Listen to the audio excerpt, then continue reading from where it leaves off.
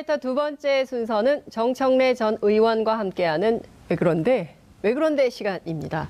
의원님 어서 오십시오. 네, 안녕하십니까. 네. 서강대학교 공공정책대학원 네. 북한통일정책학과를 최우수로 졸업한 정청래입니다. 몇 년도에? 몇 년도는 기억이 안 나는데 하여튼 최우수 졸업이었어요. 아, 성적만 기억하는. 네. 아, 알겠습니다. 네, 북한 문제 오늘 얘기해야 되니까. 그러니까요. 네. 예, 그걸 강조. 내가 북한 전문가가 아니다라고 하는 반론이 있을까봐 사전에. 준 전문가. 준 전문가다. 네. 알겠습니다. 네. 또 이게 색다른 시선이 나올 수가 있어요. 꼭 전문가들의 식견만 중요한 것은 아니니까요. 창의적 아이디어와 그렇죠. 상상력을 통해서 네. 오늘 말씀드리도록 네. 하겠습니다.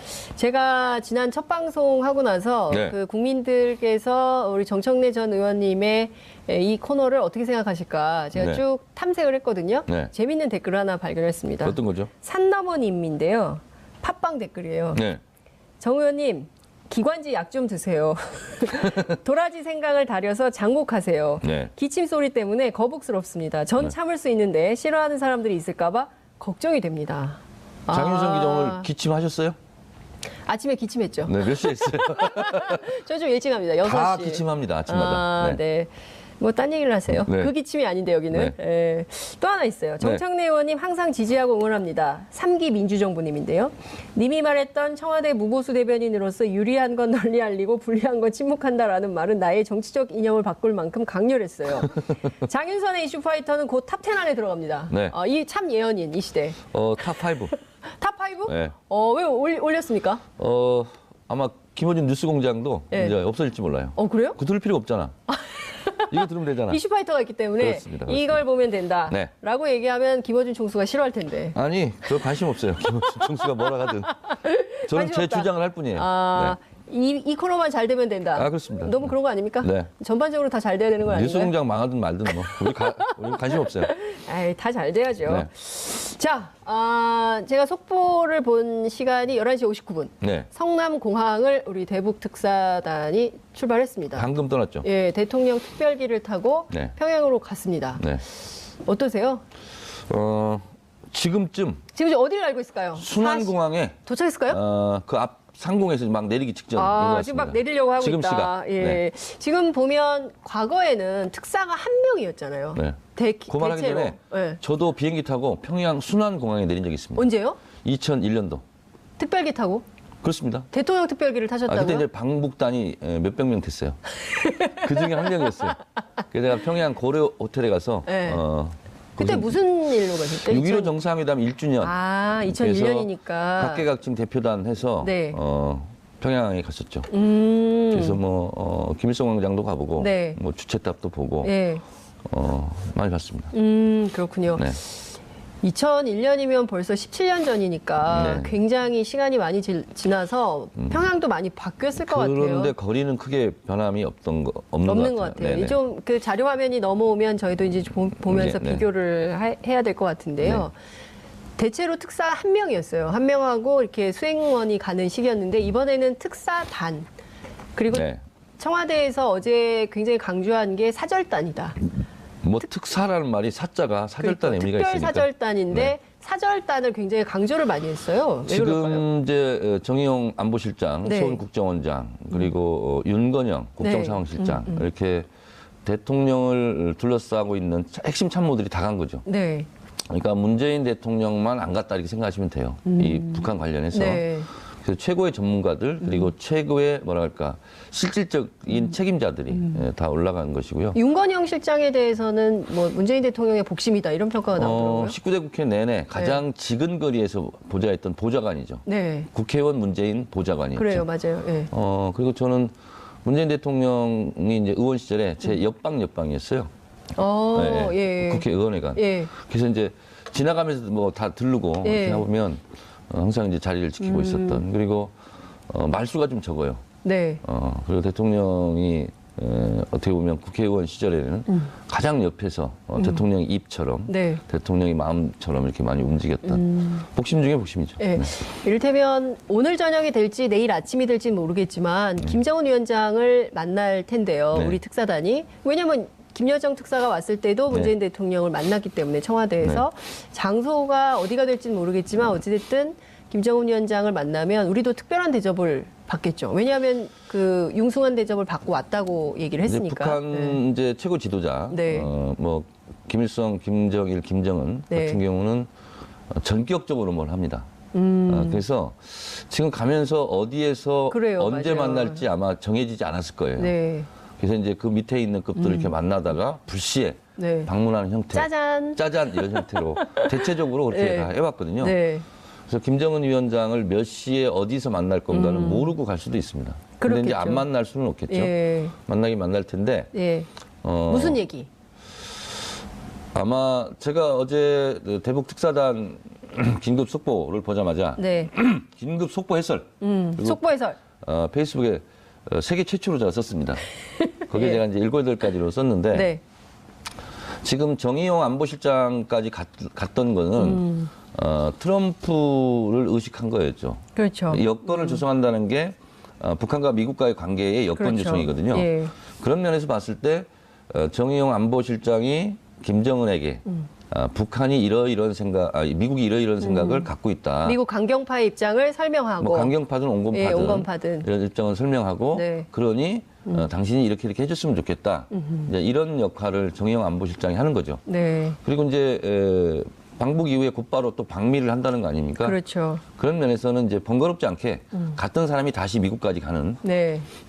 이런 어떻게 보면 예전과는 좀 다르게 긴박하게 지금 움직여요. 그러니까요. 왜냐하면 4월에 또 한미 연합 군사훈련도 있기 네. 때문에 속전속결로 해결하려고 하는 네. 문 대통령과 트럼프 대통령의 의지다 이렇게 보고 예. 있습니다. 근데 이런 것 같아요. 전문가들은 네, 너무 방송만 하면 자꾸 이렇게 빨리 이 전화가 문제를 그 전화를 끄세요. 생방송 중에는 전화를 네. 끄시고요.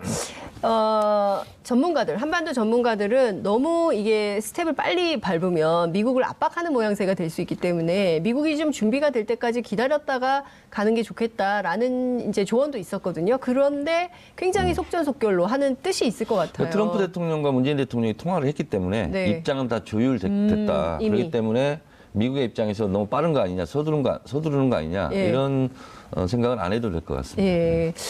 그 정의용 실장이 맥마스터 보좌관하고 뭐 일주일에 몇 번씩 통화를 하고 뭐 거의 매일 통화를 한다 뭐 네. 이렇게 알려져 있기 때문에 미국의 뜻을 가지고 북한의 김정은 위원장을 만나서 면담을 할 때 핵심적으로 나와야 될 특히 이제 뭐 자유한국당이나 대한민국의 이제 보수 여론층에서 계속 나오는 게 이제 비핵화 문제 어떻게 네. 할 거냐 네. 이 문제가 더 중요한 거 아니냐 남북 관계보다 북미 관계를 더 걱정을 해요 한국 정치인들이 그래서 이 문제를 좀 어떻게 풀 수 있을지 제 예상은 비핵화라는 키워드를 테이블에 올릴 것 같습니다. 네. 그거를 올리지 않으면 북미 관계, 북미 대화가 이루어지기가 어렵기 때문에 네. 다만 비핵화라는 단어를 네. 주제를 가지고 이제 얘기를 하긴 할 텐데 우리의 입장은 사실은 중재 외교의 입장이 돼야 되거든요. 중재 외교. 그래서 남북 대화든 북미 대화든 네. 입구에서 네. 비핵화 문제를 어느 정도 해결하고 가야 되겠다 하는 것은 대화를 계속 이어가기 어렵거든요. 그래서 북미 대화 입구가 아니라 출구에 가서 결과물로 가져오자. 그래서 일단 비핵화를 포함해서 대화에 들어가자라는 네. 것을 아마 설득할 것 같아요. 핵동결. 그렇습니다. 네. 아니, 그러면 예. 이제 우리가 북한한테 하는 말과 네. 미국한테 하는 말은 약간 좀 차이가 있습니다. 달걀이 먼저냐, 닭이 먼저냐 이런 차이가 있거든요. 북한한테는 이렇게 설득해야 됩니다. 당신들은 말 대 말 행동의 원칙으로 그렇죠. 핵실험과 미사일 발사를 언제 안 하겠다라고 말로 선언하고 행동해라. 그러면 네. 그렇게 얘기를 하잖아요. 네. 그리고 미국한테는 네. 자 북한이 말 대 말 행동 대 행동 원칙으로 언제까지는 적어도 대화 기간 동안은 네. 핵실험과 미사일 발사를 안 한다고 하니 네. 당신들도 그럼 그런 조건에서 적대시 정책, 네. 압박과 제재를 대해서 좀 유연성 있게 개선할 의지가 있다. 네. 라고 미국은 당신들은 그렇게 얘기해라. 그럼 이제 접점이 일어나는 거잖아요. 그렇죠. 그렇지 않습니까? 그래서 우리는 북한을 이런 방향으로 설득하고 자 당신들이 그렇게 하면 미국에 대해서는 우리가 적대시 정책을 좀 개선할 수 있는 여지를 우리가 미국한테 얘기하겠다. 네. 이렇게 북한은 설득을 하는 거죠. 그리고 미국에 가서는 북한이 네. 핵실험과 미사일 발사를 안 한다고 하니 적대시 정책, 압박과 제재를 좀 풀면서 네. 대화를 하고 그 대화 기간 동안은 북한과 미국 이 입장을 좀 바꾸지 말고 대화에 좀 충실하게 임하자. 이렇게 양쪽에게 던지는 네. 볼이 좀 달라요. 볼이 다르다. 네. 이쪽에 던지는 공과 저쪽에 던지는 그렇습니다. 공이 약간 내용은 대동소이한데 그러니까 같은 스트라이크 존이다 예, 할지라도 예. 왼쪽으로 가는 것과 오른쪽으로 오른쪽으로 가는 가는. 스트라이크 존이 좀 다르지 않습니까? 그래서 그게 우리가 결국은 닭이 먼저냐 계란이 달걀이 먼저냐. 달걀이 먼저냐 하지만 예. 굉장히 중요한 겁니다. 어쨌든 우리 입장에서는 전문가적인 시각인데. 식견이 있어요. 네. 왜냐하면 저는 이런 얘기를 해야 된다고 생각해요. 지금 뭐 굉장히 오랫동안 안 만났고 불신이 남북 간에도 뭐 북미 간에도 불신이 팽배해 있고 국제사회가 모두 북한을 사실 정상국가로 대접하지는 않잖아요. 네네. 근데 이번에 가서 과연 북한이 정상국가인지 네. 뭐 이런 거를 좀 봐야 되는 측면도 있죠. 정상국가로 대접할 수 있는 네. 수준의 국가인지 아닌지 이것도 좀 봐야 될 것 같고. 제가 1월 1일 김정은 신년사 이전에 네. 제가 예언을 했었습니다. 예언. 김정은 1월 1일 신년사에 네. 남북 대화를 제안할 거다. 그때 사람들이 다 웃었어요. 네. 말이 되냐 지금. 근데 이것은 남북 관계의 긴 역사적 과정과 맥락을 모르기 때문에 그렇게 코웃음을 치는 건데 제 말에. 예. 왜 그러냐면 잘 생각해 보세요. 네. 1968년도가 남북 분단 이후 가장 큰 위기였어요. 6.25 이후에. 울진 삼척지구에 무장공비 투입했죠. 네. 그리고 청와대 습격 사건 있죠. 김신조가 뭐라고 했어요. 박정희 목을 못 따라왔다. 그랬잖아요. 푸에블로 납치했어요. 그렇죠. 그리고 미국 비행기를 격추시켰어요. 네. 이게 전쟁해야 돼요. 지금 보수 수구 진영의 논리라면. 근데 1970년도에 그 박정희 대통령이 평화 선언을 하죠. 네. 그리고 72년도에 7.4 남북 공동성명을 합니다. 그렇죠. 또 하나의 사례가 뭐냐면 1983년도에 아웅산 폭탄 테러가 일어납니다. 네. 지금으로 치면 경제부총리가 직사합니다. 우리나라. 그리고 산자부 장관이 직사를 해요. 네. 17명이 죽어요. 그리고 전두환 대통령이 그냥 모든 일정 취소하고 귀국했거든요. 그렇죠. 그러면 외국에 나가서 북한의 테러로 우리 강요, 장관이 죽었는데 전쟁해야 되는 거 아닙니까? 그렇죠. 지금식으로 얘기하면. 그런데 83년 가을이거든요. 네. 85년도에 북한에게 분단 이후 최초로 남북 적식자사 회담을 네. 제안합니다. 그리고 이산가족 상봉이 최초로 했죠. 85년도에. 그러니까 남북 관계가 극단으로 치달았어도 지금까지는 전쟁을 하지 않았다는 거죠. 네. 오히려 평화 모드로 갔다는 거죠. 평화 모드로. 그런 면에서 봤을 때 김정은이 핵실험을 하고 남북 관계가 최고조에 이르고 또 북미 관계도 최악의 상태로 이렇게 빠졌지만 네. 결국은 전쟁은 할 수 없는 거 아니에요. 양쪽에서 그렇게 생각하죠. 그러면 그 위기 속에는 반드시 평화에 대한 네. 이런 모드로 전환이 네. 되더라. 분단의 역사를 봤을 네. 때. 그런 면에서 제가 작년 2017년이 최고도로 긴장 상태가 그렇죠. 됐기 때문에 예. 2018년도부터는 평화 공세로 나올 거다. 저는 이렇게 예측을 했었거든요. 평창올림픽도 있고. 그렇습니다. 예. 굉장히 맞았는데 네. 김정은이 이제 집권 7년이 됐지 않습니까? 네. 그 정도는 그 전까지는 뭐 자기도 이제 집권 세력을 공고화해야 되고 예. 또 친 김정은 세력으로 다 이렇게 만들었거든요. 그래서 집권하자마자 우리로 치면 중대장급까지 다 충성맹세를 받습니다. 중대장. 중대장급 예. 군부. 예. 그래서 다 장악했다고 보면 되는 거죠. 예. 그리고 핵실험을 다 해서 많이 죽였잖아요. 그렇습니다. 예. 그리고 본인이 이제 핵무장국가다 이렇게 선언했기 때문에 그 동안이 예를 들면 비정상적인 유격대 국가였다면 네. 앞으로 이제 정상 국가로서의 그런 흐름을 예. 보이려고 할 것이다. 예. 그리고 저는 그 첫 단초를 어디서 봤냐면 네. 그 김여정 부부장이 그 파란색 파일을 가져왔잖아요. 네네. 근데 거기에 보면 그 대개 보면 당을 내세우잖아요, 북한은. 네. 근데 그게 아니라 당이나 군을 내세우는데 국무위원장 명의로 가져온 거예요, 친서를. 네네. 그러니까 저는 거기서 어떤 생각을 했냐면 우리를 정부로 좀 대접해 줘라. 네. 그러니까 정부 대 정부. 그러니까 한국 정부 대 북한 정부. 이렇게 정부 대 정부로 동격으로 좀 해달라 이런 메시지가 좀 담겨 있는 거 아닌가 싶었어요. 그러니까 이제 북한도 1991년도에 네. 남북한 동시 유엔 가입을 했지 않습니까? 그렇죠. 유엔 가입 국가예요. 예. 우리 헌법 그때 우리 기본 가입 그렇습니다. 예. 우리 헌법의 개념으로 본다면 이제 반국가 단체, 네. 뭐 불법으로 점령한 이제 뭐 괴뢰 집단이죠. 네, 괴뢰 집단. 헌법적 개념으로 본다면, 근데 국제적으로 보면 엄연한 유엔에 가입한 국가 정상 국가인 거예요. 그러니까 어쨌든 이제 김정은 위원장이 어떤 첫 외교 무대 데뷔라고도 볼 수 있거든요. 네, 사실 그렇습니다. 그동안 뭐 시리아 또는 뭐 중국 공산당 뭐 이렇게 만나긴 했지만 이렇게 대외적으로 나선 적이 없기 때문에 김정은 위원장이 어떤지 로켓맨인지 미치광인지 정상적인지 이걸 좀 볼 수 있는 기회가 될 수도 있겠다. 제가 국회 정보위 네, 했지 않습니까? 그 정보위 오래 하셨죠. 국정원에서 이제 김정은의 리더십에 대해서 이제 보고한 것을 토대로 말씀드리면 네. 유럽에서 유학을 했지 않습니까? 네. 그래서 상당히 서구적이고 신식 스타일을 좋아한다. 신식. 예. 그래서 젊은 세대예요, 젊은 세대. 젊은 세대. 예. 그래서 마식년 스키장 같은 경우 북한의 네. 경제 상황으로 봤을 때 북한 주민이 얼마나 스키를 타겠어요. 그렇죠. 근데 김정은으로서는 이제 그런 거 스키장도 하나 좀 있었으면 좋겠다. 유로피안 드림? 그렇습니다. 그래서 스키장 마식령 스키장은 김정은이 직접 지시에 의해서 만들어진 네. 거죠. 그러니까 원산지구를 관광특구로 하고 싶어하는 뜻이 있고 이것이 평창과 연계해서 뭐 새로운 경협의 대상 뭐 이런 네. 게 될 수도 있겠다라는 비전 전망 뭐 이런 것들이 나오고 있긴 한데요.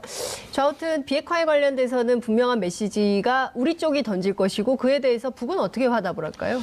아마 네. 모든 문제를 논의를 하자라고 네. 나올 가능성이 높죠. 왜냐하면 북한도 이제 드디어 정상국가로서의 모습을 보여야 되고 네. 그러려면 가장 현안인 네. 비핵화 문제를 빼고 무슨 대화가 되겠어요. 그래서 제가 한 말대로 네. 일단 논의를 시작하자. 예. 근데 그것이 대화를 할 수 없고 해야 되고 네. 하는 전제 조건은 아니다. 네. 이런 식으로 북한은 나올 가능성이 있죠. 그럴까요? 근데 이런 거 있잖아요. 조선반도 비핵화는 선대의 유훈이다. 네. 이런 말을 해야 되지 않을까요? 왜냐하면 그동안 계속 그랬어요. 그러니까 김일성 주석부터. 주석의 유언입니다. 네, 한반도를 그렇죠. 비핵화해라. 남북 그렇습니다. 철도를 연결해라. 연결해라. 그리고 통일 노정에서 힘써 일한 백범, 김구, 늦범, 문익환, 네. 통일의 꽃 임수경은 북조선에서 끝까지 책임져라. 예. 그런 이제 말을 김일성 주석이 말을 많이 예, 했거든요. 예. 그래서 김정은 입장으로서는 본인이 직접 비핵화를 하겠다라는 말을 할 수 없다면 선대의 유업이다. 네. 이 정도 말을 하지 않을까 그랬습니다. 네, 그러니까요. 이런 멘트를 좀 하면서 네. 사실상의 지금 우리도 지금 한미 연합훈련을 하지 않고 있고 네. 북한도 작년 11월 이후에 지금까지 핵과 미사일 도발을 하지 않고 있기 때문에 사실상 지금 상황을 계속 견제하면서 동시에 남북 대화를 이어간다면 네. 좀 중국의 입장은 그걸 보고 뭐라고 하냐면 쌍중단이라고 쌍중단. 합니다. 네. 네. 그러니까 한미 연합 훈련도 중단하고 네, 북한 핵도 더 이상 하지 말고 중단하고 네, 그 컨디션에서 대화를 해야 된다. 네. 이게 이제 중국 외교부의 공식 입장이고요. 그리고 이제 백악관, 미국 백악관의 비둘기파들도 네. 같은 입장이에요. 뭐 틸러슨이라든가 네. 국무장관이라든가 이런 분들은 이런 입장을 가지고 있어요. 네. 그런데 이제 외교라는 것이 행간을 읽어야 되고 그리고 어쩌면 일부러 또 그렇게 하는 경우도 있거든요. 네. 저는 평창올림픽 끝날 때쯤 폐막식 즈음에서 북한 선백에 대한 대대적인 압박을 하겠다 하는 걸 보고 사람들이 또 깜짝 놀랐어요. 그렇죠. 이거 뭐 북미 관계 남북 대화 이게 다 나빠지는 거 어그러지는 거 아니에요? 아니냐? 네, 근데 네. 저는 그걸 보면서 반가웠어요. 아, 왜요? 드디어 미국이 대화를 하려고 하는구나. 삿바 싸움. 삿바 싸움. 네. 기싸움이. 그러니까 삿바 싸움을 한다는 것은 뭐냐면 씨름을 하겠다는 거잖아요. 네. 그럼 씨름판 경기가 열리는 예, 거잖아요. 예, 예. 그래서 저는 씨름 경기를 앞두고 삿바를 기선을 제압하려고 저렇게 또 먼저 선제적으로 나오는구나. 미국이 그런 생각에서 미국도 북한과의 대화를 하려고 하는 네. 모션을 취하고 있다. 네. 이런 생각을 했습니다. 근데 이제 뭐 물론 이제 그 내일 와서 문재인 대통령에게 김정은 위원장의 정확한 뜻이 뭔지를 보고하고 미국으로 우리 특사단이 또 가게 될 텐데 네. 농담인지 진담인지는 모르겠지만 트럼프 대통령이 또 그런 입장을 밝혔어요. 김정은 위원장하고 직접 만나서 얘기할 뜻이 있다. 그러니까 늘 뭐 그런 얘기를 하긴 했어요. 뭐 언제나 해오던 얘기고 갑자기 한 말은 아니기 때문에 네. 또 그냥 지나가는 말일 수도 있겠다. 또 그다음 무슨 말을 할지 알 수가 없으니까. 트럼프는요. 네. 제가 또 트럼프 연구가지 않습니까? 트럼프의 정신세계. 트럼프라서 네. 오히려 우리가 큰 일을 할 수 있겠다 이런 생각도 듭니다. 그 무슨 얘기입니까? 트럼프 성격은 제가 한마디로 보면 이기주의적인 성격이에요. 이기주의. 그러니까 아메리카 퍼스트가 아니라 트럼프 퍼스트. 아메리카의 이익이 아니라 트럼프의 이익이에요. 네. 트럼프 생각해 보세요. 돈도 많이 벌었어요. 대통령도 됐어요. 네. 부와 명예를 다 가졌어요. 네. 마지막으로 갖고 싶은 게 노벨 평화상일 거예요. 그러면 혹시 이명박 전 대통령도 노벨 평화상을 갖고 싶었을까요? 그래서 이렇게 많은 부를 축적했을까요? 그분은 뭐 이제 참. 감옥에 네. 가실 분이기 때문에 11월 대선도 있고 네. 그럼 뭔가 미국 11월 대선과 그리고 앞으로 본인의 어떤 그런 야심 이런 게 네, 있다면 네. 노벨 평화상에 야심이 있다면 뭔가 성과를 내야 돼요. 근데 기존에 이제 뭐 클린턴이라든가 오바마는 전략적 인내, 그렇죠. 전략적 무관심 뭐 이런 거 네, 있어요. 맞아요. 그런데 트럼프는 그걸 굉장히 강력하게 비판하고 있어요. 네. 한 게 뭐냐? 아무것도 안 했지 않느냐? 네. 그런 면에서는 본인은 어떻게 보면 돌발적으로 내가 평양에 가겠다. 네. 김정은 직접 만나보겠다. 라는 것이 성과가 본인에게 네. 그리고 그분이 굉장히 스포트라이트를 좋아해요. 그렇죠. 그래서 그런 성격이라면 네. 오히려 일을 저지를 수 있다. 관종? 그러니까요. 저는 그래서 한 노벨 평화상 20개 주더라도 한반도 평화 지킬 수 있으면 네. 뭐 그래도 되지 않을까라는 생각이 좀 드는데 공동수상이죠. 공동수상? 트럼프, 김정은, 문재인. 평화 체제가 마련이 된다면 그렇게 공동수상한 북미 경우가 수교를 종종 하고 있었습니다. 노벨 평화상. 그래요? 뭐 그러면 좋겠어요, 저는. 네. 뭐 상을 누가 받든 어쨌든 더 이상 이 노벨 한반도에서 평화상은 전쟁 우리가 돈 위협이 들어가는 게 또 아니에요. 노르웨이에서 거기서 주는 거니 돈을 주는 노벨 거니까. 위원회에서 주는 거기 그러니까, 때문에 네. 받든가 말든가 하여튼 이렇게 되는 건가요? 잘 돼서 네. 받았으면 좋겠어요. 예, 그러니까요. 정말 남북이 단독으로 정부를 수립한 지 70년, 내년 상해 임정 100년. 네. 우리 입장에서는 정말 어찌 보면 99년 만에, 70년 만에, 내년이면 100년 만에 찾아오는 새로운 한반도의 기회가 아닌가. 지금 김대중 대통령, 클린턴 대통령, 그때 이제 김대중 클린턴 구상회에서 클린턴이 사실은 평양에 가려고 했지 않습니까? 그렇죠. 울브라이트 국무장관을 평양에 보내서 김정일 국방위원장과 사전 정지 회담을 네. 했어요. 근데 엘고가 지는 바람에 조지 부시 대통령이 그렇죠. 대통령이 되면서 남북 관계가 완전히 어그러났죠. 예. 그리고 나서 노무현 대통령 때는 임기 말때 하다 보니까 그러니까요. 그리고 우리가 또 정권을 뺏기다 보니까 잘 안 됐어요. 그래서 다시금 찾아온 다시 이거를 흘려 보낼 수 없는 세 번째 절호의 기회가 온 거죠. 그래서 이 기회는 어쩌면 다시는 오지 못할 기회일 수도 있어요. 네. 그래서 우리가 북미 관계, 남북 관계 이 관계 속에서 문재인 대통령의 말씀대로 운전대에 앉아서 우리가 양쪽을 네. 중재하면서 북미 대화 그리고 남북 정상회담 이렇게 잘 이어졌으면 좋겠어요. 근데 의원님처럼 생각하시는 분도 계시지만 그 보수야당, 자유한국당의 경우를 보면 별로 원하지 않는 것 같아요. 거기는 신경을 안 쓰셔도 돼요. 왜냐하면 네, 그래요? 제가 봤을 때 그분들이 반미 세력 같아요. 반미? 왜 미국을 이렇게 반대하지 요즘? 미국을 반대요? 미국은 북한과 잘 지내기를 원해요 지금 한편으로. 근데 아니 못 근데 지내는 못 펜스 지내는 그러잖아요. 대통령 이런 걸 보면 태도를 보면 또 꼭 그런 거 같진 않잖아요. 이방카 태도도 양동 작전이죠. 양동 작전. 그렇습니다. 그러니까 일종의 성동격서 그런 거거든요. 그래서 제가 봤을 때는 오히려 트럼프를 위해서 네. 트럼프는 남한테 공을 나눠주기 싫어하는 사람입니다. 내가 다 가질 거야. 너희들은 그런 식으로 해. 네. 나중에 내가 더 멋있게 등장할 거야. 저는 그런 차원이지 않을까 생각합니다. 근데 살짝 얄밉네요. 이기주의니까. 이기주의니까. 네. 우리 그런 사람 별로 안 좋아하는데, 그죠? 어쨌거나 뭐 트럼프 대통령이 그런 그 어떻게 보면 통치 스타일, 네. 리더십이기 때문에 문재인 대통령하고는 궁합이 더 잘 맞는 것 같아요, 제가. 그래요? 문재인 대통령 그 정반대 지점에서 예. 트럼프 가끔 이렇게 칭찬해 주잖아요. 그러니까 저는 그 기자회견 때 네. 워싱턴 포스트인가요? 그 여성 기자가 그 자꾸 그 트럼프가 자기 남북 관계 개선에 자기 공이 크다는데 어떻게 생각하냐 그랬더니 매우 크다. 매우 크다. 그리고 또 전화해서 자기 공이 크다 이렇게 또 그것도 얘기를 자랑해요. 문재인 대통령이 나 칭찬했다. 뭐 애들 같다는 생각도 좀 들기도 하고요. 네. 참 그런 대통령을 뽑은 미국 사람들도 좀 답답은 하겠다. 미국에서 이제 뭐 거의 인기 없는 최악의 그러니까요. 대통령 이렇게 되는데 예. 우리는 뭐 그러거나 말거나 아니, 우리는 근데 국익적 관점에서 미국이 아닌데 그 전 세계에서 보자면 굉장히 큰 포션을 차지하고 있는 나라기 때문에 전 네. 촛불을 좀 들어서 좀 나라를 바꿨으면 좋겠어요, 미국도. 그래서 우리가 취할 국익적 관점에서 예. 트럼프 대통령을 문재인 대통령이 예. 잘 구슬러서 예. 잘 달래서 그러니까요. 어쨌든 예. 북미 대화 테이블에 앉을 수 예. 있도록 우리가 역할했으면 좋겠습니다. 한반도 평화가 그 세계 평화이기 때문에 좀 그렇습니다. 잘했으면 좋겠다는 생각이 좀 들고요. 오늘이 D-100일 지방선거. 네네. 서울시장 선거 출마를 접으셨습니다. 왜 그런 겁니까? 왜 그런데? 어느 날부터 네. 이렇게 밥을 안 먹어도 시장기를 못 느끼겠더라고요. 시장길을 못 느껴서 시장 그 전에는 출마를 밥을 안 한다. 먹어도 네. 시장기를 많이 느꼈어요. 근데 이제 어느 날부터 밥을 안 먹어도 시장기가 별로 없어. 네. 그래서 시장을 접었죠. 아니 근데 실제 그 시민들께 여쭙잖아요. 네네. SNS를 통해서 네. 이런 고민을 하고 있는데 우리 시민 여러분들께 의견을 구했어요. 네네. 그 결과를 보고 판단하신 그렇습니다. 겁니까? 예, 그렇습니다. 대체적으로 이런 거였어요. 정청래는 행정보다는 정치다. 그리고 서울시장이라는 어쩌면 수세적인 행정가라기보다는 좀 더 공세적인 정치가.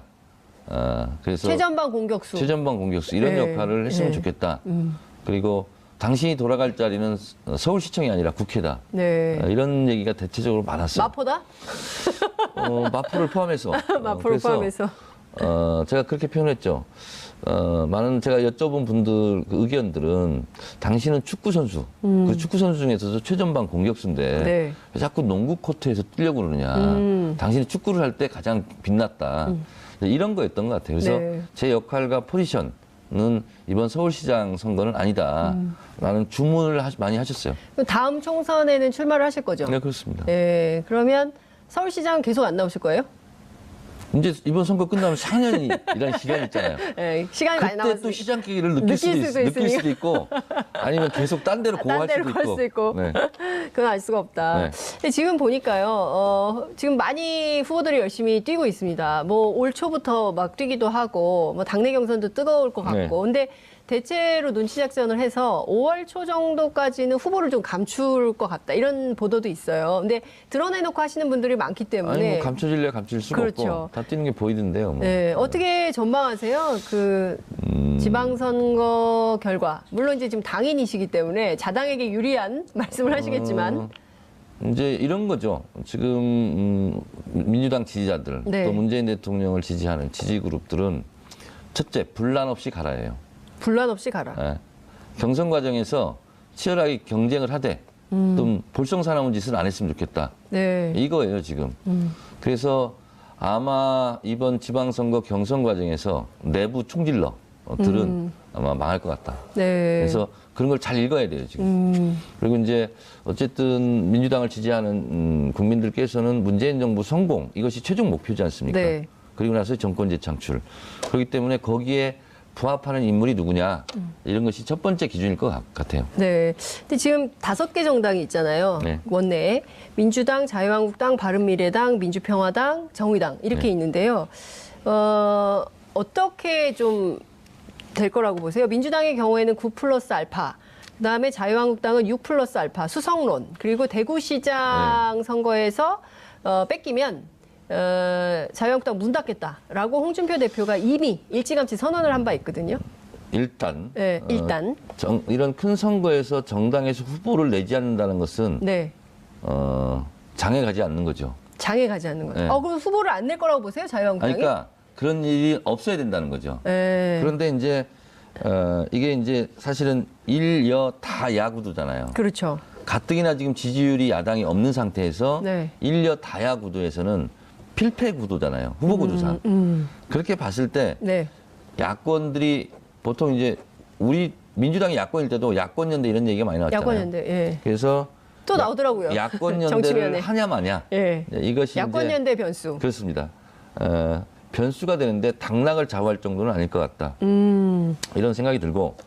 근데 이제 예를 들어서 서울시장에서 네. 1대1 구도가 만들어진다면 그 싸움은 볼만할 것이다. 당 지지율과 관계없이. 예를 들어서 안철수로 예. 후보 단일화를 한다. 예. 자유한국당 후보가 별로 없습니다. 예. 그렇잖아요. 예. 그리고 민주평화당도 그렇고 네. 뭐 정의당도 뭐 특별한 주장이 지금 없지 않습니까? 예. 그래서 이런 구도가 형성이 되면 한번 해볼 만한데 정의당 같은 경우는 무조건 낼 것이고 네. 그리고 또 민주평화당과 안철수와의 그 앙금, 네. 감정 앙금 정치. 이런 걸 봤을 때 예. 민주평화당이 밀어줄 것 같지는 않다. 네. 그래 본다면 야권 연대는 예. 뭐 수도권 이런 데서 뭐 논의가 될 것 같은데 그것도 쉽지 않다. 자유한국당이 서울시장 후보를 못 낸다. 네. 아니, 안 낸다.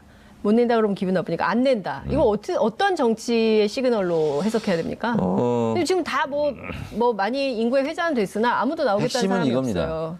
득표율이 15%가 안 되면 네. 선거 비용을 보전을 못 받잖아요. 아, 그렇죠. 15%가 자신이 없는 거야? 넘어야 예. 100% 보전받고 그렇죠. 10%를 넘어야 절반을 보전받거든요. 예. 근데 지금 후보들의 입장에서는 예. 당이 선거 비용을 대주는 게 아니지 않습니까? 그리고 수십억 대 돈이 들어가는데 그렇죠. 내가 10%못 받으면 그냥 3, 40억 그냥 날리는 거예요. 후보 개인이. 가장 핵심은 그거예요, 지금. 아, 돈 때문에. 돈 때문에. 돈 왜냐하면 때문에.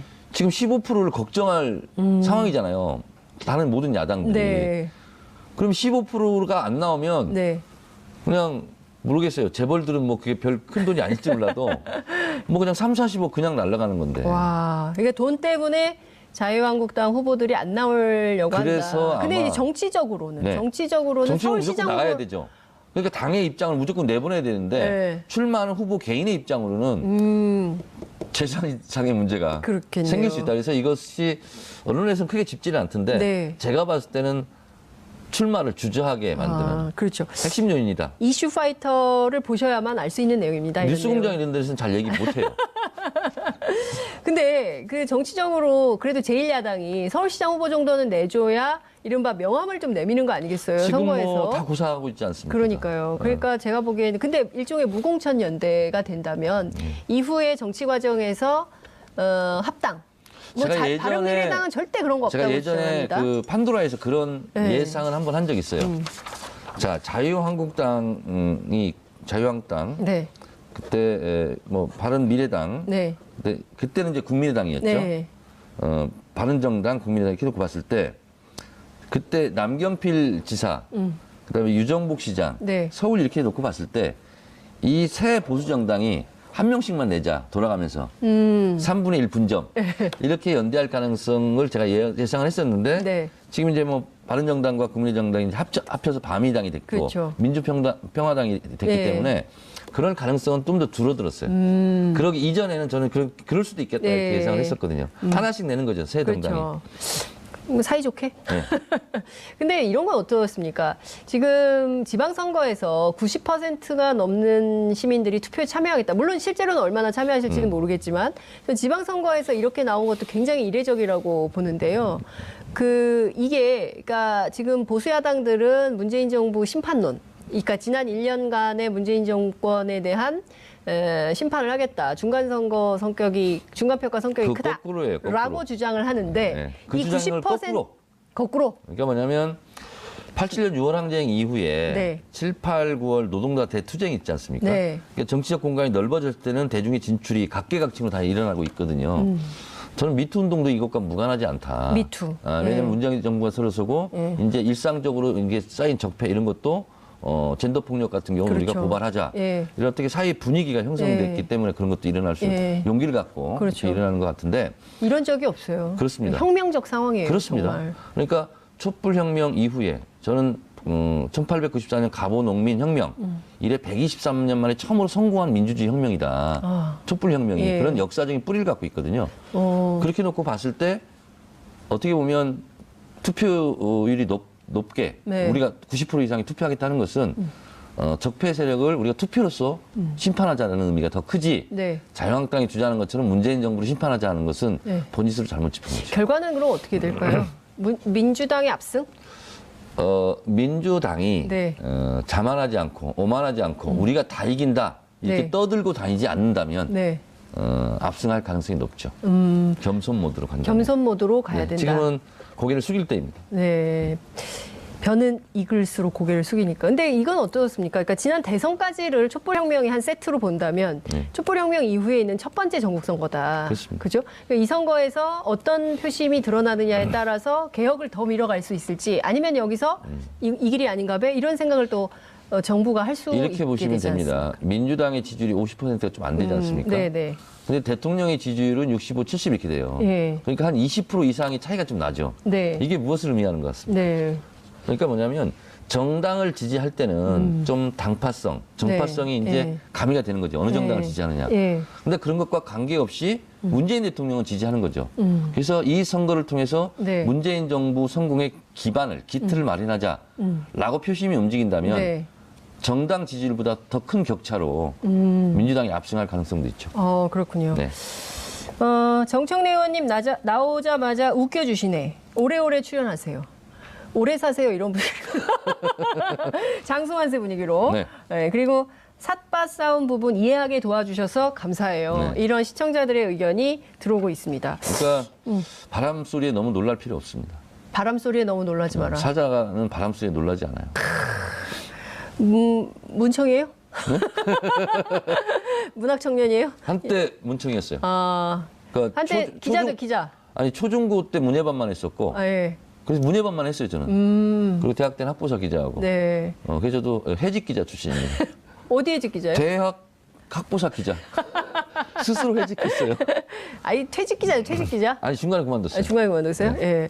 이 말씀 주신 대로 정말 이 촛불혁명의 뿌리가 3.1운동, 그러니까 3.1운동이 촛불혁명의 뿌리다. 이제 이런 말씀을 지난 예, 기념사에서 대통령 하셨는데. 이게 뭐냐면 가보 농민 전쟁. 네. 그때 이제 외세를 끌어들이는 일본과 청나라를 끌어들이는 아주 안 좋은 네. 것이 계기가 됐지만 예. 결국은 대한민국 한국 현대사 중에서 민주주의를 하자라고 최초로 부르짖었던 게 가보 농민 전쟁이에요. 아니었으면 우리가 양반공화국 그렇죠. 그때 그 시절로 본다면 그 영모거든요. 사람 위에 사람 없고 사람 밑에 사람 없다. 왕이나 노비나 똑같은 존재다. 네. 인심이 천심이다. 이거는 그 당시 이시 왕조로 보면 영모죠, 영모. 영모. 그게 민주주의의 주장이었어요. 근데 그 후예들이 3.1운동도, 독립운동도, 4.19도, 부마도, 5.18도, 요랑쟁도 한 거예요. 근데 절반의 실패, 절반의 승리였잖아요. 미완의 네. 혁명이었고. 예. 이번 2017년에 최초로 성공한 혁명인 거예요. 그러니까. 그리고 그 과정을 통해서 뽑힌 대통령이 문재인 대통령이거든요. 그래서 문재인 대통령은 보통 다른 대통령하고 좀 다르다. 그렇죠. 상징성과 대표성이. 이제 저는 그래서 이게 좀 힘이 있는 것 같아요. 그러니까 외국에 나가서도 다른 정상들에 비해서 조금 힘이 실리는 이유는 촛불혁명으로 그렇습니다. 탄생한 정부이기 때문에 그렇다. G20 처음에 가셨을 때 네. 메르켈 총리가 너무 궁금했다잖아요. 그래요. 한국 현대사, 네. 세계 현대사를 통틀어서 네. 130년 동안 이렇게 피 한 방울 흘리지 않고 혁명이 성공하는 없어요. 데는 없었다는 예. 거예요. 그래서 그런 세계 촛불혁명을 최초죠. 통해서 탄생한 취임한 문재인 대통령은 어떤 사람인지. 도대체 어떤 사람이냐. 아. 그래서 너무 궁금했다는 거 아니에요. 예. 메르켈 총리가. 예. 봤더니 얼굴까지 잘생겼네. 알겠습니다. 아니 제가 사실은 이번 지방선거에서 유권자들이 꼭 판단해야 될 핵심적인 깐깐한 기준은 뭐가 될까 이걸 좀 여쭈고 싶었는데요. 27초가 지나고 있기 때문에 10초 안으로 말씀해 주실 수 있겠어요? 안 되겠죠? 문재인 다음 시간에 정부 할까요? 성공 여부에 대한 표심. 알겠습니다. 누가 도움이 되냐? 네. 문재인 정부 성공을 우리 위해서. PD가 너무 귀엽다 이렇게 얘기해서 알겠습니다. 좀 차이가 있습니다. 달걀이 먼저냐, 닭이 먼저냐 이런 차이가 있거든요. 북한한테는 이렇게 설득해야 됩니다. 당신들은 말대말 행동의 원칙으로 그렇죠. 핵실험과 미사일 발사를 언제 안 하겠다라고 말로 선언하고 행동해라. 그러면 네. 그렇게 얘기를 하잖아요. 네. 그리고 미국한테는 네. 자 북한이 말대말 행동대 행동 원칙으로 언제까지는 적어도 대화 기간 동안은 네. 핵실험과 미사일 발사를 안 한다고 하니 네. 당신들도 그럼 그런 조건에서 적대시 정책, 네. 압박과 제재를 대해서 좀 유연성 있게 개선할 의지가 있다. 네. 라고 미국은 당신들은 그렇게 얘기해라. 그럼 이제 접점이 일어나는 거잖아요. 그렇죠. 그렇지 않습니까? 예. 그래서 우리는 북한을 이런 방향으로 설득하고 자 당신들이 그렇게 하면 미국에 대해서는 우리가 적대시 정책을 좀 개선할 수 있는 여지를 우리가 미국한테 얘기하겠다. 네. 이렇게 북한은 설득을 하는 거죠. 그리고 미국에 가서는 북한이 네. 핵실험과 미사일 발사를 안 한다고 하니 적대시 정책, 압박과 제재를 좀 풀면서 네. 대화를 하고 그 대화 기간 동안은 북한과 미국 이 입장을 좀 바꾸지 말고 대화에 좀 충실하게 임하자. 이렇게 양쪽에게 던지는 네. 볼이 좀 달라요. 볼이 다르다. 네. 이쪽에 던지는 공과 저쪽에 던지는 그렇습니다. 공이 약간 내용은 대동소이한데 그러니까 같은 스트라이크 존이다 예, 할지라도 예. 왼쪽으로 가는 것과 오른쪽으로 오른쪽으로 가는 가는. 스트라이크 존이 좀 다르지 않습니까? 그래서 그게 우리가 결국은 닭이 먼저냐 계란이 달걀이 먼저냐. 달걀이 먼저냐 하지만 예. 굉장히 중요한 겁니다. 어쨌든 우리 입장에서는 전문가적인 시각인데. 식견이 있어요. 네. 왜냐하면 저는 이런 얘기를 해야 된다고 생각해요. 지금 뭐 굉장히 오랫동안 안 만났고 불신이 남북 간에도 뭐 북미 간에도 불신이 팽배해 있고 국제사회가 모두 북한을 사실 정상국가로 대접하지는 않잖아요. 네네. 근데 이번에 가서 과연 북한이 정상국가인지 네. 뭐 이런 거를 좀 봐야 되는 측면도 있죠. 정상국가로 대접할 수 있는 네. 수준의 국가인지 아닌지 이것도 좀 봐야 될 것 같고. 제가 1월 1일 김정은 신년사 이전에 네. 제가 예언을 했었습니다. 예언. 김정은 1월 1일 신년사에 네. 남북 대화를 제안할 거다. 그때 사람들이 다 웃었어요. 네. 말이 되냐 지금. 근데 이것은 남북 관계의 긴 역사적 과정과 맥락을 모르기 때문에 그렇게 코웃음을 치는 건데 제 말에. 예. 왜 그러냐면 잘 생각해 보세요. 네. 1968년도가 남북 분단 이후 가장 큰 위기였어요. 6.25 이후에. 울진 삼척지구에 무장공비 투입했죠. 예. 그리고 청와대 습격 사건 있죠. 김신조가 뭐라고 했어요. 박정희 목 따러 왔다. 그랬잖아요. 푸에블로 납치했어요. 그렇죠. 그리고 미국 비행기를 격추시켰어요. 네. 이게 전쟁해야 돼요. 아, 2001년이니까. 각계각층 대표단 해서 네. 평양에 갔었죠. 그래서 김일성 왕장도 가보고 네. 뭐 주체탑도 보고 예. 많이 갔습니다. 그렇군요. 네. 2001년이면 벌써 17년 전이니까 네. 굉장히 시간이 많이 지나서 평양도 많이 바뀌었을 것 같아요. 그런데 거리는 크게 변함이 없는 것 같아요. 좀 그 자료 화면이 넘어오면 저희도 이제 보면서 네, 네. 비교를 해야 될 것 같은데요. 대체로 특사 한 명이었어요. 한 명하고 이렇게 수행원이 가는 식이었는데 이번에는 특사단 그리고 네.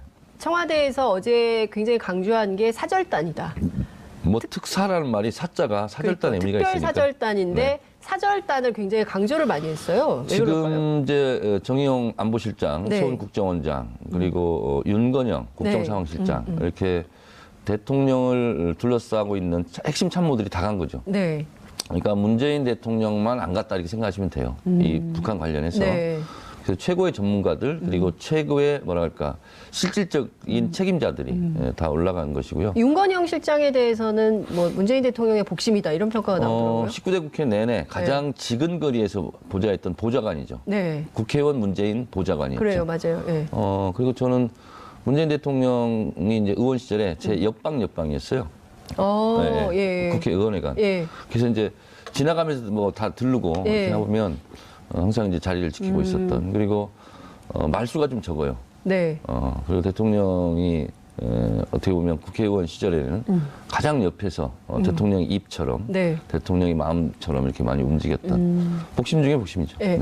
이를테면 오늘 저녁이 될지 내일 아침이 될지는 모르겠지만 김정은 위원장을 만날 텐데요. 네. 우리 특사단이. 왜냐하면 김여정 특사가 왔을 때도 문재인 대통령을 만났기 때문에 청와대에서 장소가 어디가 될지는 모르겠지만 어찌됐든 김정은 위원장을 만나면 우리도 특별한 대접을 받겠죠. 왜냐하면 그 융숭한 대접을 받고 왔다고 얘기를 이제 했으니까. 북한 이제 최고 지도자, 네. 뭐 김일성, 김정일, 김정은 네. 같은 경우는 전격적으로 뭘 합니다. 그래서 지금 가면서 어디에서 그래요, 언제 맞아요. 만날지 아마 정해지지 않았을 거예요. 네. 그래서 이제 그 밑에 있는 급들을 이렇게 만나다가 불시에 네. 방문하는 형태, 짜잔. 짜잔 이런 형태로 대체적으로 그렇게 네. 다 해왔거든요. 네. 그래서 김정은 위원장을 몇 시에 어디서 만날 건가는 모르고 갈 수도 있습니다. 근데 이제 그렇겠죠. 안 만날 수는 없겠죠. 예. 만나긴 만날 텐데 예. 무슨 얘기? 아마 제가 어제 대북 특사단 긴급 속보를 보자마자 네. 긴급 속보 해설 그리고 속보 해설. 페이스북에 세계 최초로 제가 썼습니다. 거기에 예. 제가 이제 7~8가지로 썼는데 네. 지금 정의용 안보실장까지 갔던 거는 트럼프를 의식한 거였죠. 그렇죠. 여건을 조성한다는 게 북한과 미국과의 관계의 여건 그렇죠. 조성이거든요. 예.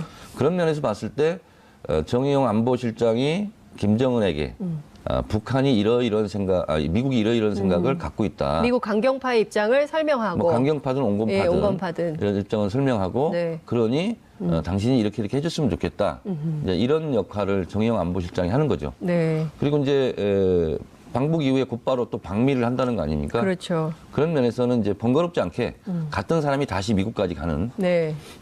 이런 어떻게 보면 예전과는 좀 다르게 긴박하게 지금 움직여요. 그러니까요. 왜냐하면 4월에 또 한미 연합훈련. 연합 군사훈련도 있기 네. 때문에 속전속결로 해결하려고 하는 네. 문 대통령과 트럼프 대통령의 의지다 이렇게 보고 예. 있습니다. 근데 이런 것 같아요. 전문가들은 네, 방송만 하면 자꾸 너무 이렇게 빨리 이 전화가 문제를 그 전화를 끄세요.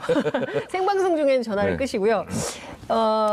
전문가들, 한반도 전문가들은 너무 이게 스텝을 빨리 밟으면 미국을 압박하는 모양새가 될 수 있기 때문에 미국이 좀 준비가 될 때까지 기다렸다가 가는 게 좋겠다라는 이제 조언도 있었거든요. 그런데 굉장히 속전속결로 하는 뜻이 있을 것 같아요. 트럼프 대통령과 문재인 대통령이 통화를 했기 때문에 네. 입장은 다 조율됐다. 이미. 그렇기 때문에 미국의 입장에서 너무 빠른 거 아니냐, 서두르는 거 아니냐 예. 이런 생각은 안 해도 될 것 같습니다. 예.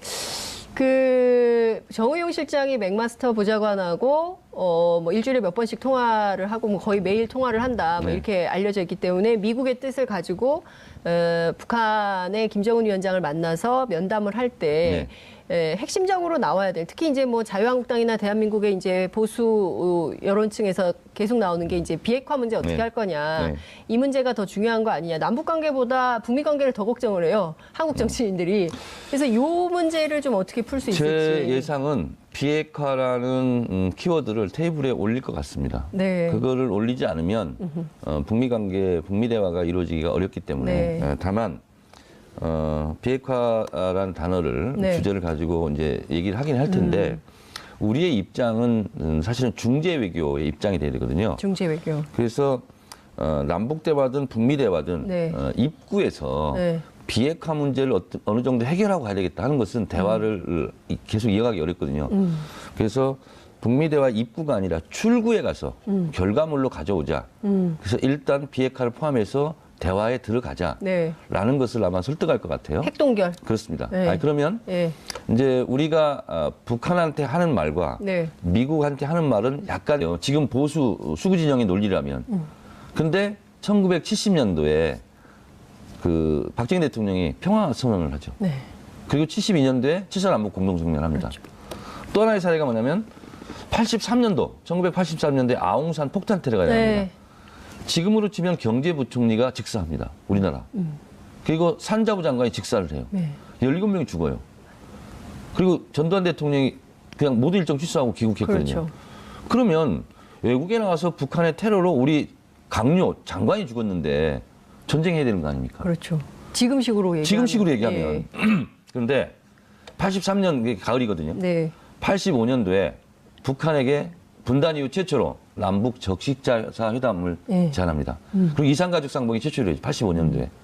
그러니까 남북 관계가 극단으로 치달았어도 지금까지는 전쟁을 하지 않았다는 거죠. 네. 오히려 평화 모드로 갔다는 거죠. 평화 모드로. 그런 면에서 봤을 때 김정은이 핵실험을 하고 남북 관계가 최고조에 이르고 또 북미 관계도 최악의 상태로 이렇게 빠졌지만 네. 결국은 전쟁은 할 수 없는 거 아니에요. 양쪽에서 다 그렇게 생각하죠.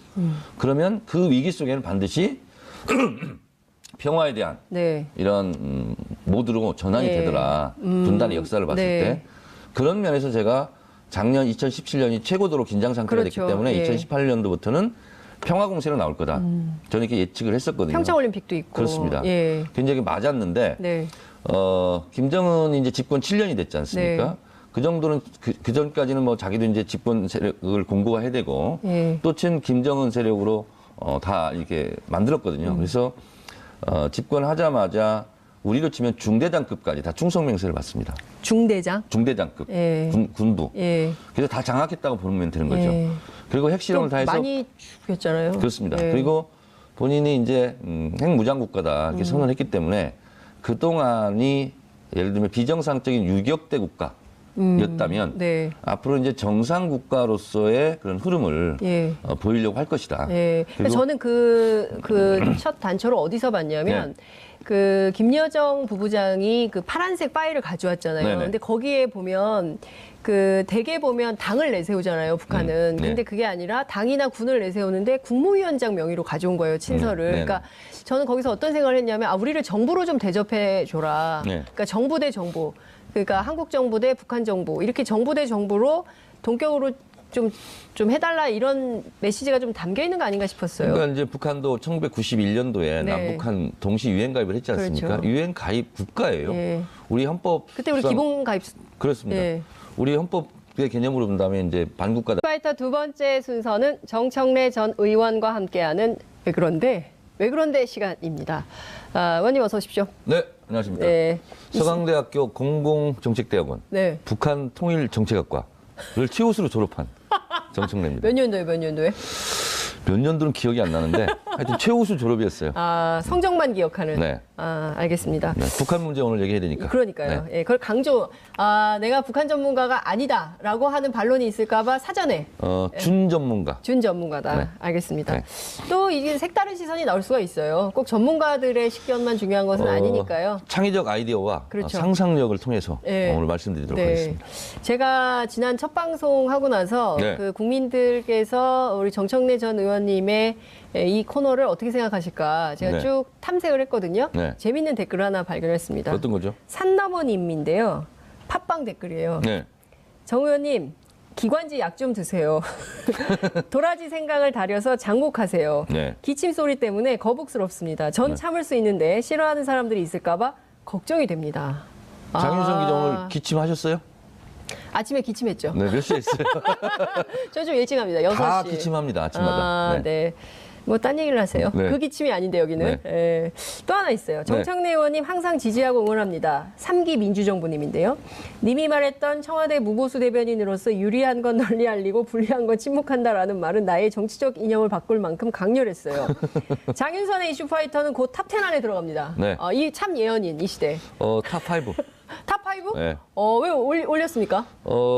아마 김어준 뉴스공장도 네. 이제 없어질지 몰라요. 그래요? 그거 들을 필요 없잖아. 이거 들으면 되잖아. 이슈파이터가 있기 때문에 그렇습니다. 이걸 보면 된다. 네. 라고 얘기하면 김어준 총수가 싫어할 텐데. 아니, 저 관심 없어요. 김어준 총수가 뭐라 하든. 저는 관심 제 없다. 주장을 할 뿐이에요. 이 코너만 잘 되면 된다. 그렇습니다. 너무 그런 거 아닙니까? 네. 전반적으로 다 잘 돼야 되는 거 아닌가요? 뉴스공장 망하든 말든 뭐. 우리 관심 없어요. 에이, 다 잘 돼야죠. 네. 자, 제가 속보를 본 시간이 11시 59분. 네. 성남공항을 우리 대북특사단이 출발했습니다. 방금 떠났죠. 예, 대통령 특별기를 타고 네. 평양으로 갔습니다. 네. 어떠세요? 지금쯤 지금 어디를 알고 있을까요? 순환공항에 도착했을까요? 그 앞 상공에서 막 내리기 직전인 것 같습니다. 지금 막 내리려고 하고 지금 있다. 시각. 예. 네. 지금 보면 과거에는 특사가 한 명이었잖아요. 네. 그 말하기 대체로. 전에 예. 저도 비행기 타고 평양 순환공항에 내린 적이 있습니다. 언제요? 2001년도. 특별기 타고? 그렇습니다. 대통령 특별기를 타셨다고요? 그때 이제 방북단이 몇백 명 됐어요. 그 중에 한 명이었어요. 그래서 내가 평양 고려 호텔에 가서 네. 그때 무슨 일로 가셨죠? 6.15 정상회담 1주년